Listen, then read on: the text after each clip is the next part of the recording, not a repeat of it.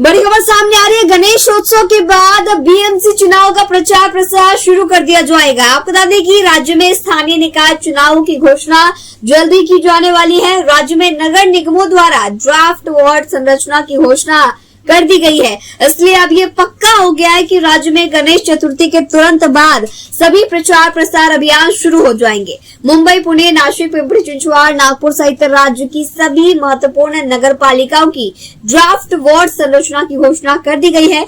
नागरिकों को इस ड्राफ्ट संरचना पर आपत्ति और सुझाव देने का भी अवसर मिलेगा। सुझाव और आपत्तियां 4 सितंबर तक दर्ज की जाएंगी। उसके बाद 5 से 12 सितंबर के बीच दर्ज आपत्तियों पर सुनवाई होगी। सुनवाई के बाद नगर आयुक्त अगले 2 दिनों में यानी कि 15 सितंबर तक शहरी विकास विभाग को अपना अंतिम वार्ड संरचना सौंपेंगे। मुंबई समेत ए, बी और सी श्रेणियों की कई नगर पालिकाओं की ड्राफ्ट वार्ड संरचना की घोषणा कर दी गई है।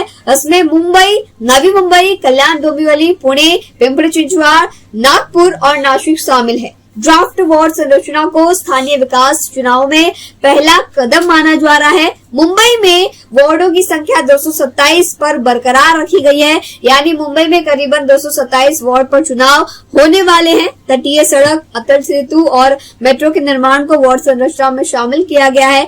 नवी मुंबई में 111 नगर सेवकों के लिए 28 वार्ड रखे गए हैं। कल्याण डोंबिवली में 122 सीटों के लिए 31 वार्ड रखे गए हैं। पुणे में 41 वार्ड है, जिनमें से 40 वार्डों को 4 सदस्यीय वार्ड के रूप में और 1 वार्ड को 5 सदस्यीय वार्ड के रूप में रखा गया है। इसी तरीके से पिंपरी चिंचवड में 32 वार्ड और नासिक में 31 वार्ड घोषित किए गए हैं।